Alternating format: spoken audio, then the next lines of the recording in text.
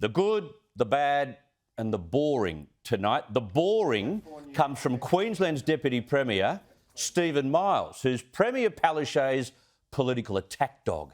You'll know this from what you've seen all through the pandemic. Any excuse to bash up the federal government, and the only problem today was he made absolutely no sense.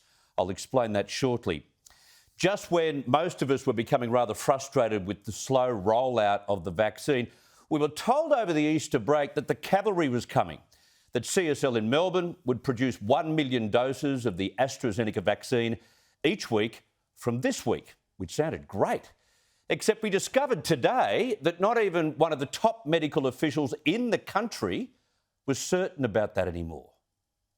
How many doses is CSL currently providing per week?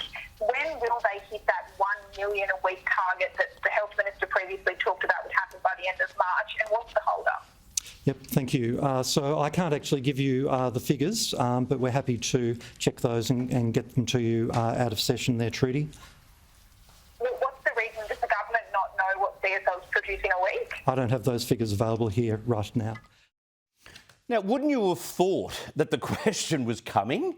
Wouldn't you have thought that they would like to know, or are they keeping it from us? They had better lift their game, because unless all aged care patients and the vulnerable are vaccinated prior to winter, we face a very dangerous scenario.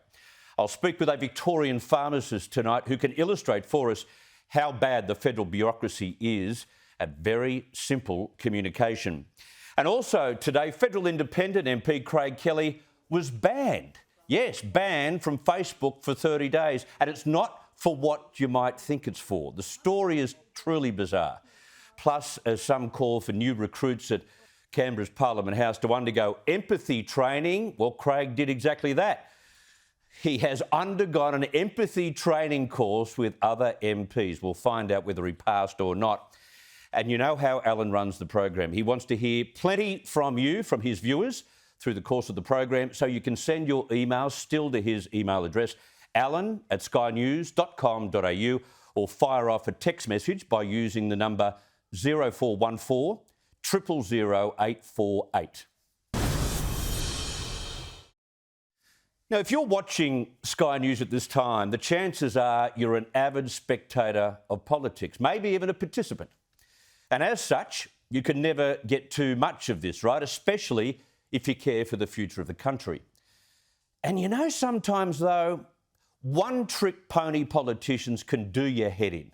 Sometimes they overuse crucial issues, serious issues, to try and score another political point. Well, today, the Queensland Deputy Premier, Labor's one-trick banana, Stephen Miles, did my head in. At every turn during the pandemic, Miles has run the same lines about the Morrison government. When the PM pleaded with Queensland to allow a young girl into the state to see her dying father, what did Miles do? He went for the jugular, saying that Scott Morrison was simply playing politics.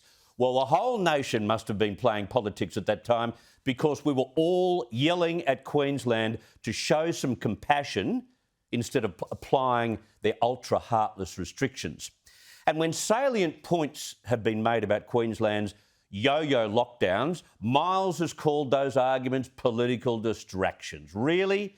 He is such a monotonous bore, this bloke. And there he was again today, reacting to fair and now proven criticism from Peter Dutton yesterday about last week's useless 3-day lockdown.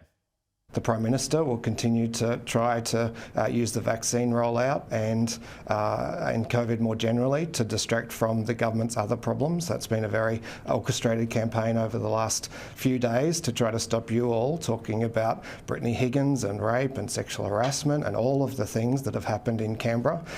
They were, in fact, so eager to distract everybody from those topics that they put at risk confidence in their own vaccine rollout program. Well, for starters, Scott Morrison was actually supportive of your stupid lockdown, you numbskull. It was Dutton who led the criticism yesterday. Secondly, how do you put a vaccine rollout at risk, as you said, by having a minister on television commenting on knee-jerk lockdown? So he gets on the television, all of a sudden the rollout stuffs up? Doesn't make any sense. And thirdly, he's doing exactly what he's accusing the federal government of doing, distracting the public from wacky Queensland decisions on lockdowns. Now, if he listened to Talkback Radio, if he read newspaper comment sections, he'd also know that the Defence Minister was not the only one furious at their last lockdown. And then he bored us all even further today by dragging up the Queensland Premier's dull idea to create a COVID-19 leper-like colony outside of Toowoomba, which most epidemiologists that I've spoken to here and state health officials have canned.